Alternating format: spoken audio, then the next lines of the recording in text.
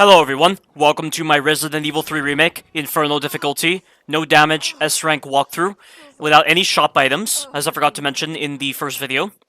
And this is going to be from the Drain Deimos section to Kendo's gun shop. And this section was an absolute pain. This is one of the worst parts of the game.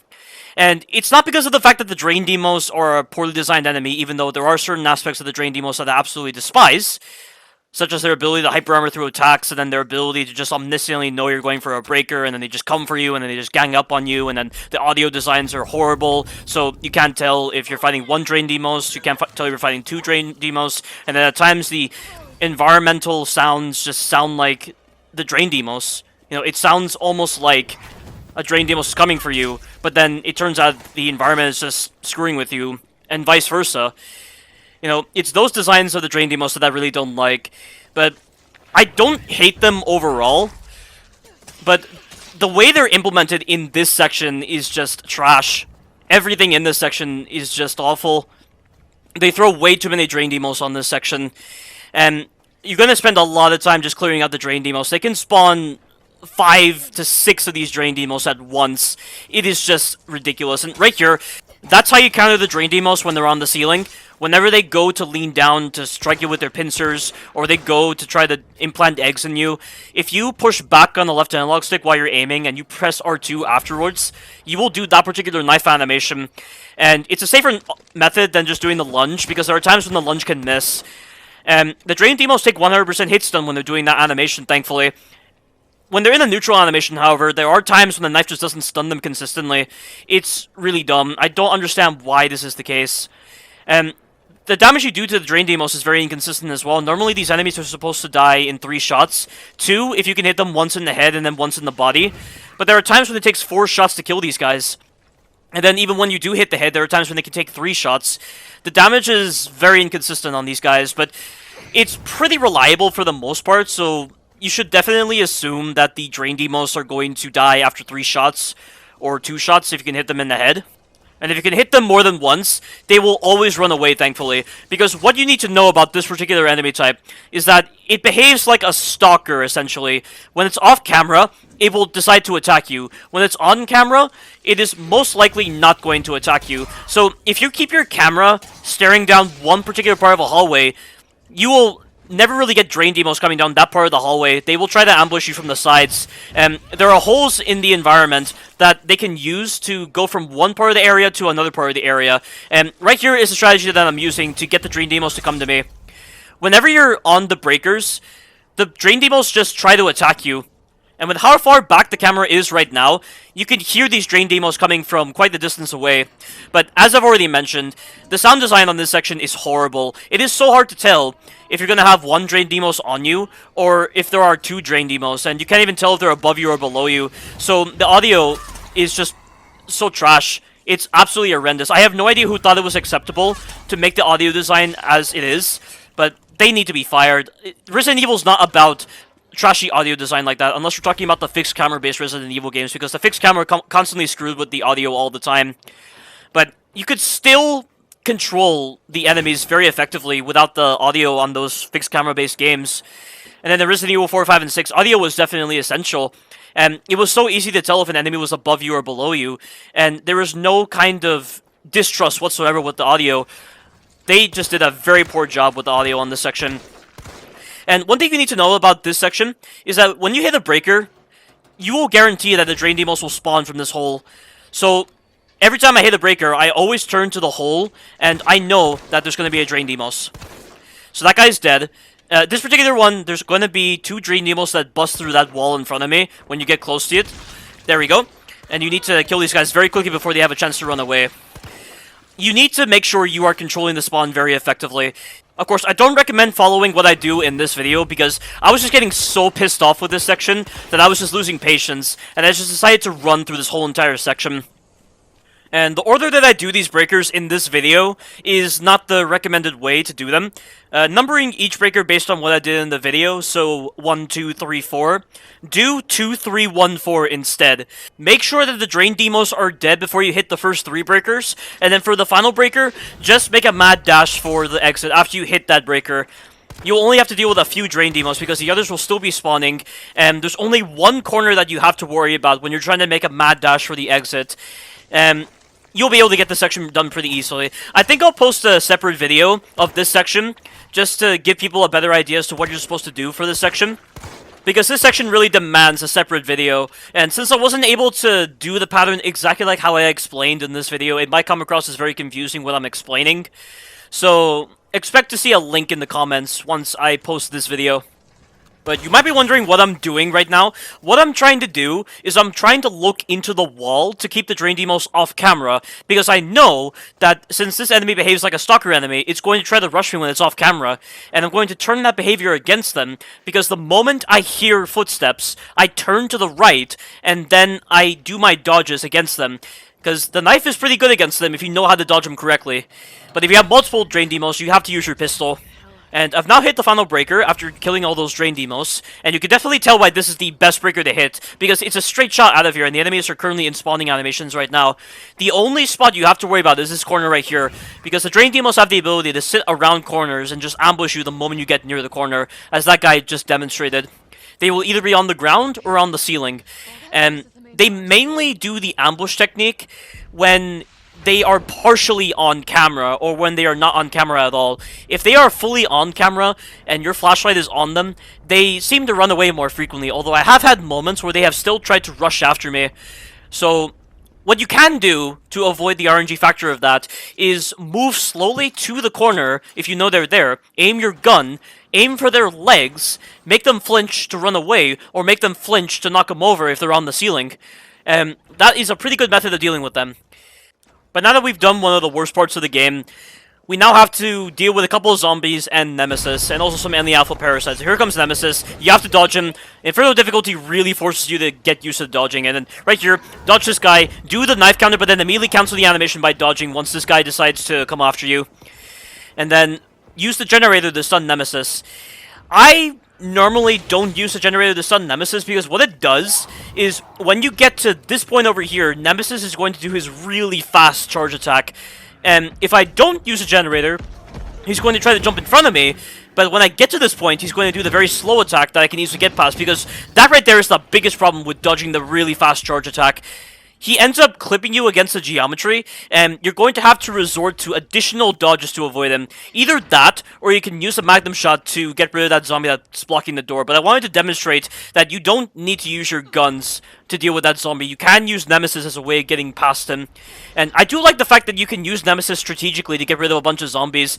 That's something that I wish Resident Evil 2 Remake had with Mr. X. But Mr. X could not kill enemies, which was such a wasted opportunity in that game, and it was just an unfortunate outcome of Resident Evil 2 Remake's simplistic design, because the developers exerted absolutely no effort with the kind of designs they were going for in Resident Evil 2 Remake.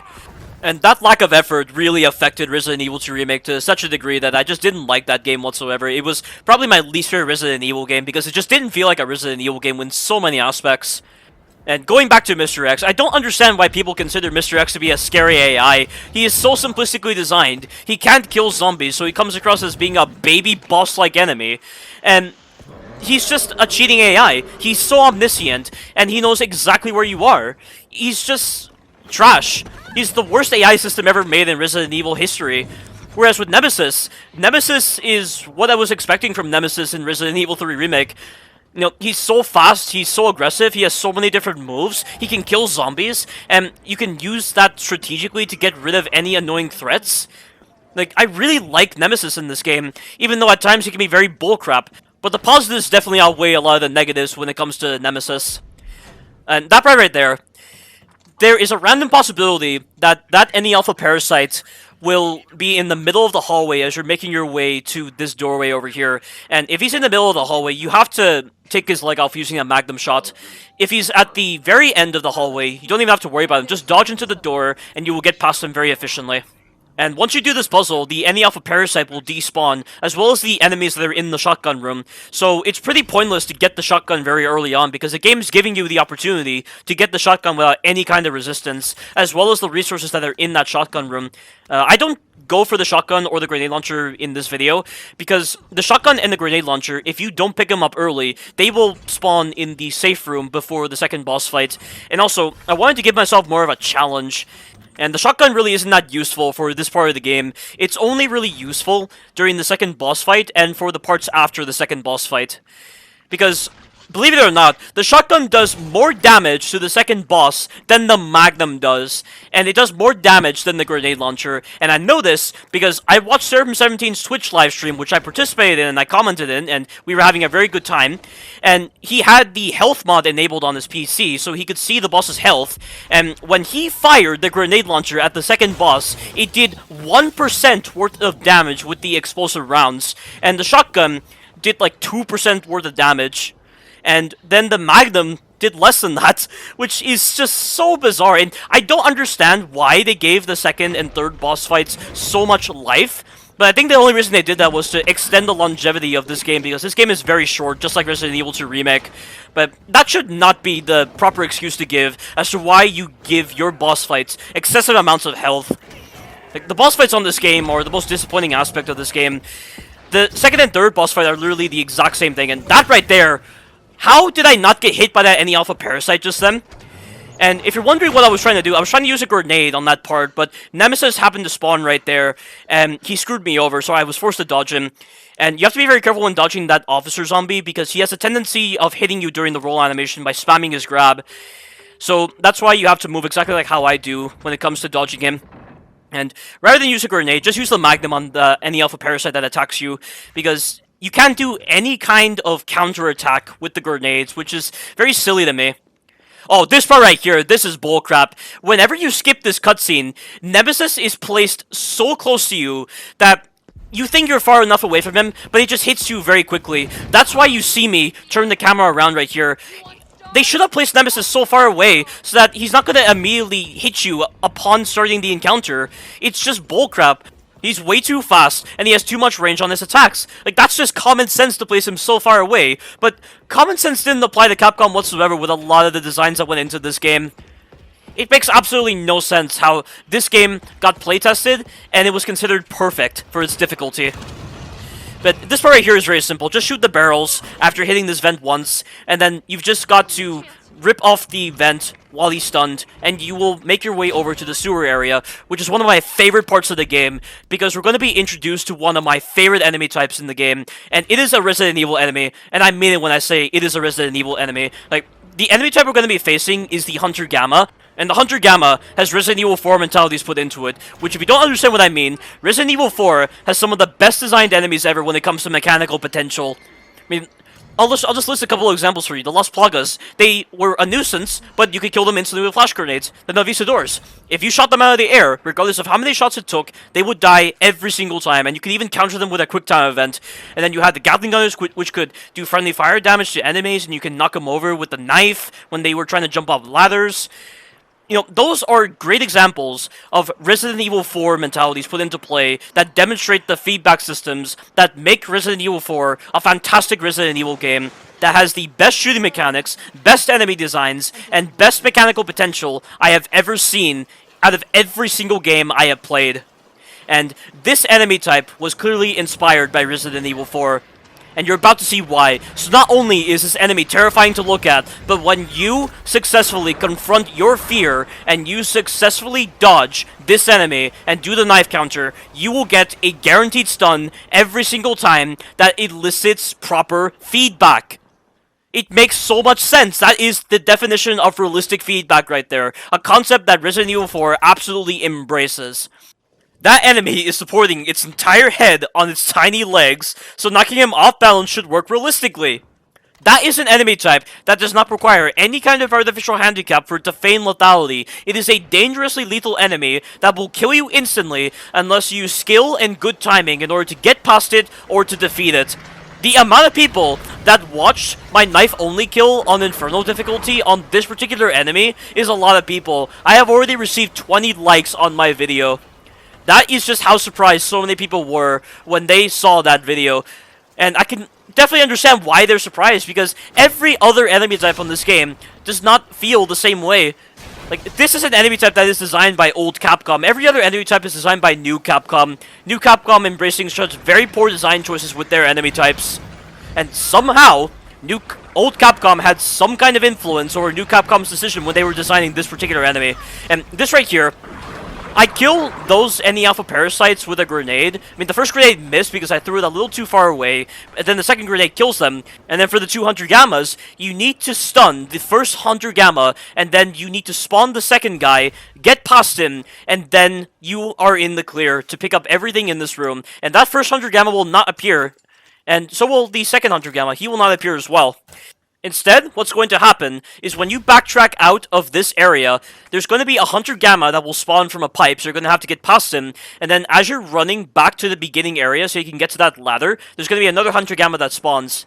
And I actually didn't know this, but when you trigger that very first Hunter Gamma upon entering the sewer area, he will support the Hunter Gamma that tries to block you when you get to the ladder. So, in retrospect, it's probably not the best choice to go for that grenade launcher and also the explosive, because you're going to put yourself in a pretty dangerous spot. But here is the Hunter Gamma that is going to appear from this sewer pipe, and we're going to dodge past him because he's a well-designed enemy. And you can see the attack animation, like watch. Did you see how his maw closed for a little bit before he decided to lunge forward? That's how you know when you're supposed to prepare to dodge. And then as I'm making my way back to the ladder, the first Hunter Gamma that I dealt with is going to appear on the right. He's right behind me, and I hear him, so I'm going to have to make a mad dash for it, but this guy appears. And now I'm just going to have to take a big risk by standing very close to him so that I can get him to do his attack animation early. And we have gotten past those enemies, but there's still one Hunter Gamma that we have to deal with that's going to jump up to this level over here. And once we've dealt with him, we are going to be done with the section. This is one of the best parts of the game by far. Inferno difficulty has no negative impact whatsoever on this sequence. There is a level of elegance to the design of this whole entire section that reminds me so much of how Madhouse difficulty was designed for Resident Evil 7. Madhouse difficulty was a flawless difficulty. Every single enemy changes that they made to the sections did not destroy the gameplay. When they were designing Madhouse difficulty for Resident Evil 7, they didn't just blindly throw paint everywhere, and every single blotch of paint was just 5 to 6 enemies in one room. There was actual thought put into where the enemies were, and they were used intelligently to change up the difficulty of the whole entire section. Like, this game, it has these intelligent uses of the enemies like this, but then other stupidly designed moments. Like, the laboratory area really suffers on this game, because Inferno difficulty just places a lot of pale heads and any alpha parasites in one room, and getting past them is just so difficult because the gameplay just completely falls apart. You get betrayed by the dodge system, you get betrayed by the inconsistent hit stun mechanics of this game. Like, what the heck were they thinking when they designed the laboratory section on Inferno difficulty, and other sections that feel the same way? And it's because of these reasons that I just can't find myself to rank this game higher than Resident Evil 7. I mean, I can rank this game higher than Resident Evil 2 Remake because it's a much more realized version of Resident Evil 2 Remake. Like, Resident Evil 2 Remake just felt like a prototype, but this game feels like a fully realized game. And there's just a lot of replayability associated with this game. But it still has the same holes that Resident Evil 2 Remake had, but you just find more of it because of the kind of modifiers Inferno difficulty goes for. I mean, I just don't get it. How can they go from a flawless game like Resident Evil 7 that didn't embrace any kind of bullcrap whatsoever with its designs, to Resident Evil 2 Remake and Resident Evil 3 Remake, which embrace a lot of bullcrap and are so flawed in their designs? It just doesn't make any sense. They perfected this properly with Resident Evil 7. How can they do that? It just baffles the mind so much. But enough about that tangent. We're about to make our way over to the first boss fight, and the boss will go down in 1 minute if you know how to use your resources intelligently. For the first phase of the fight, Nemesis is only going to do one attack, and it is a flamethrower stream. And you have to be very careful with that flamethrower stream. He can hit you with it without touching you because of how crap the hitbox is. And then for the second phase, he's going to be more melee focused. You can dodge his melee attacks, and you can hit his flamethrower tank like that. But I'm just going to use a grenade and a couple of bullets to destroy the flamethrower tank during the second phase. And then for the third phase, I'm just going to lay into him with the Magnum. If you have not seen my poor designs of Resident Evil 3 Remake videos, you'll notice that a lot of them focus on this guy, because I was trying to do this fight knife only, and I was just getting screwed by so many problems with the hitboxes, with Nemesis' AI being really dumb, and also with some poorly designed attacks. Like, for instance, in the third phase, he gains access to a horizontal strike that allows him to place fire on the ground, and the fire placement is completely random. So when you try to counter with the knife, you're going to end up accidentally hitting the fire a lot of the times. So punishing the horizontal strike with your knife counter is completely pointless. and don't do it whatsoever, otherwise you're just gonna get punished for it. But upon first starting his flamethrower stream, Nemesis turns very sharply, so you have to wait for him to cool down his flamethrower before you decide to go for it. Then he'll just not turn around so much. But we're now on the second phase, when he gets flinched like that. I'm going to throw a grenade. That's not going to destroy the flamethrower tank, unfortunately. There are times where they can, because the damage on that flamethrower tank makes absolutely no sense. It's very inconsistent on the first phase. But with the pistol bullets I had, I could easily get to that third phase. Now, I'm just going to aim for his chest, which is where his weak spot is, and I'm going to lay into him with the Magnum. It'll take about 4 shots from the Magnum to take this guy out. And he's doing some of his moves right now. That charge attack is bullcrap. It has phantom range, and he can do it at close range, which doesn't make any sense. It's dumb. Like, they didn't really think about his moves correctly. Like, for instance, in the second phase of the boss fight, he gains the ability to plant his flamethrower into the ground to generate an AoE effect, and you can get hit by that AoE before you even see it happen. It has one of the worst hitboxes in the game. And then, with that horizontal attack, with the fire, like, what the heck were they thinking when they designed the horizontal attack? It's his worst move by far in the third phase. You are going to get hit by that move so many times. And when you're getting hit by the lingering fire on the ground, more so than him, you have yourself a questionable boss fight. But the fact that he dies very quickly is more than enough to account for that. And that fight is not designed for knife only. I have tried doing that fight so many times, knife only, and all that time I just get screwed by bullcrap. And when they say this game is designed for knife only, but you're getting screwed by bullcrap most of the time, I just question the mindset of the developers. But that right there, how on earth did I get past that any alpha parasite? Yeah, I'm gonna absolutely grill the any alpha parasite in the later videos when it becomes an absolute nuisance. Like, this enemy type has way too much range, it has a lot of sweeping attacks, and its tentacle can attack you independently of what it's doing. So it can be rising off the ground, and it just hits you. And then you can't even see what direction the tentacle is facing when he's doing such animations. And there are times when he just misses, and you end up dodging into the hitbox of that move, and not getting the dodge. And much like the zombies, it has the ability to just immediately start an attack animation the moment it does something. It's so dumb. Like, did they not learn anything from Resident Evil 4's Plaga Type A's, which are a better designed enemy? Like, that enemy type should not exist in this game, and the Palehead shouldn't exist on this game either. They are equally as bullcrap as the Any-Alpha Parasites, and the kind of problems they have are the exact same as the zombies, only they're way worse, because the Paleheads run at light speed, because that's one of the design choices they wanted to go for with that particular enemy, because that's how it worked in the DLCs of Resident Evil 2 Remake. And could they have been more lazy with their implementation of that enemy? Why the heck would they reintroduce an enemy that was featured in a lazily designed DLC pack for Resident Evil 2 Remake? You know, I'm surprised that we don't see any poison zombies whatsoever. And then somehow the Paleheads just get into this game, and they're an incredibly broken enemy, just like the Any-Alpha Parasites. When I get to the laboratory section of the game, I'm gonna absolutely grill that enemy. And if you want a first-hand look of the bullcrap of these particular enemies, check out my Port Design Safari 3 Remake videos. I'm currently on part 2, but I'll be releasing more parts for my Port Design Safari 3 Remake video series. But that is the end of this part of the walkthrough. Stay tuned for the future videos. Thank you all for watching, and you take care now.